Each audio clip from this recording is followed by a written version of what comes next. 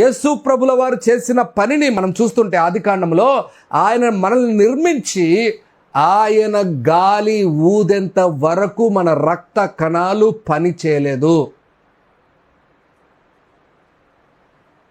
ఆయన గాలి ఊదిన తర్వాతే, ఆయన ఊపిరి ఊదిన తర్వాతే, ఆయన దగ్గర నుంచి రావాల్సింది వచ్చిన వెంటనే మనకు ఏమొచ్చింది? ప్రాణం వచ్చింది. మనకు హైమా పని చేయడం ప్రారంభమైంది.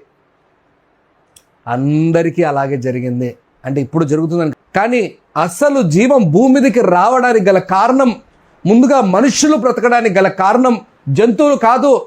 జంతువుల విషయంలో ఎంతో ధ్యానం పెట్టలేదు. జంతువుల్ని నిర్మించి వాటి దాసికారంధంలో ఊదినట్టు ఎక్కడ బైబిల్లో లేదు.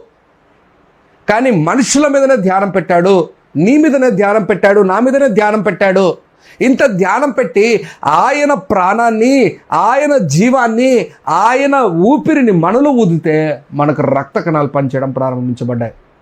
ఈ రోజు నుంచి మీకు ఈ మాట అర్థం కావాలి. రక్త కణాలు పనిచేయడం ప్రారంభించబడతాయి.